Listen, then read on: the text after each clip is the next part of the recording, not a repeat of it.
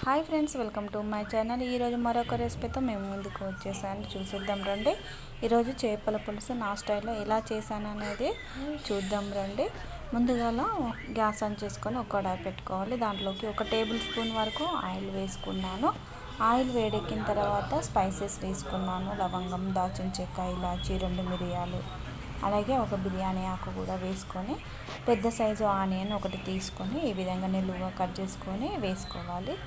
ఇవి ఆనియన్స్ అనేవి brownish colour వచ్చేంత వరకు ఫ్రై చేసుకోవాలి. ఈ విధంగా ఫ్రై అయిన తర్వాత మొత్తం మిక్సీ జార్లోకి తీసుకొని మెత్తగా మిక్సీ పట్టుకొని పక్కన పెట్టుకోవాలి. తర్వాత అదే కడాయిలోకి మళ్ళీ సరిపడా ఆయిల్ వేసుకున్నాను. చేపల పులుసుకు కొంచెం ఆయిల్ అనేది ఎక్కువనే పడుతుంది. తర్వాత చేపల పులుసు వేసుకున్న తర్వాత దాంట్లోకి జీలకర్ర, ఆవాలు కొంచెం వేసుకున్న తర్వాత అవి చిటపటలాడిన తర్వాత కొంచెము పచ్చిమిర్చి వేసుకున్నాను. నిలువుగా కట్ చేసుకొని ఈ విధంగా ఒక 3 పచ్చిమిర్చి వేసుకున్నాను. అలాగే మనం గ్రైండ్ చేసుకొని పక్కన పెట్టుకున్న ఆనియన్ పేస్ట్ ఉంది కదా, ఆ పేస్ట్ కూడా వేసుకోవాలి. వేసుకొని మొత్తం ఫ్రై అయ్యేంత వరకు కూడా ఫ్రై చేసుకోవాలి.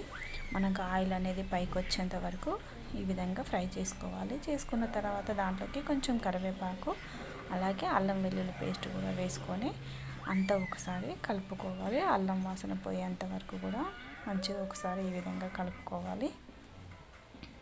చూసారుగా, ఈ విధంగా మొత్తం కలుపుకోవాలి. కలుపుకున్న తర్వాత మళ్ళీ ఒక స్పూన్ వరకు పసుపు వేసుకున్నాను. పసుపు వేసుకొని మొత్తం మళ్ళీ ఒకసారి కలుపుకోవాలి. ఈ విధంగా కలుపుకున్న తర్వాత కొద్దిసేపు అలా మగ్గించుకున్న తర్వాత మూత పెట్టి మగ్గించుకుంటే మనకు ఆయిల్ అనేది ఈ విధంగా పైకి వస్తుంది. అడగంటకుండా గ్యాస్ అనేది సిమ్లో పెట్టుకోవాలి. ఈ విధంగా ఆయిల్ పైకి వచ్చిన తర్వాత మళ్ళీ ఒక 3 టమాటాలు తీసుకొని ఈ విధంగా మిక్సీ పట్టుకోవాలి. టమాటాల ప్యూరీ వేయడం వల్ల టేస్ట్ బాగుంటుంది. చేపల పులుసులోకి టమాటా ముక్కల కన్నా ఈ విధంగా గ్రైండ్ చేసుకొని పోసుకుంటే బాగుంటుంది.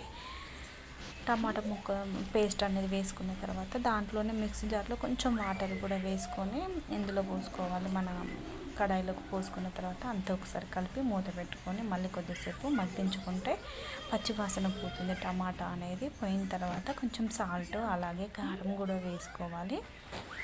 మనం టేస్ట్ తగినంత కారం వేసుకోండి.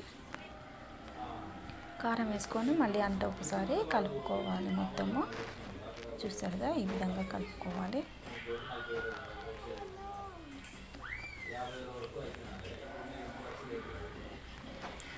ఈ విధంగా మొత్తం ఒకసారి కలుపుకొని మళ్ళీ కొద్దిసేపు మూత పెట్టి మగ్గించుకున్నట్లయితే మనకు కారం వాసన పోయి మొత్తం ఆయిల్ అనేది పైకి వస్తుంది. తర్వాత అప్పుడు మనం కడిగి పెట్టుకున్న చేపల ముక్కలు ఉన్నాయి కదా, వాటిని మంచిగా వాటర్లో కడుక్కొని ఉప్పేసి పెట్టుకోవాలన్నమాట. పక్కన పెట్టుకొని తర్వాత వాటిని మనము చేప ముక్కల్ని కడుక్కొని వేసుకోవాలి. నేను ఇక్కడ 1 కేజీ వరకు వేసుకున్నాను. వేసుకొని ఈ విధంగా మనం గరిట పెట్టకుండా మనం క్లాత్తో పట్టుకొని ఈ విధంగా కలుపుకోవాలి. అలా అయితే చేప ముక్కలు అనేవి విరగకుండా బాగా ఉంటాయి అన్నమాట. ఒకసారి కలుపుకొని మూత పెట్టి కొద్దిసేపు ఒక 2 మినిట్స్ మగ్గించుకున్నట్లయితే చూసారుగా, చేప ముక్కలు అనేది కొంచెం మనకి ఆయిల్లో ఇట్లా అవుతాయి అన్నమాట. అప్పుడు మనము చింతపండు, నానబెట్టుకున్న చింతపండు ఉంటుంది కదా, చింతపండు అనేది రసం తీసుకొని చింతపండు పులుసు పోసుకోవాలి.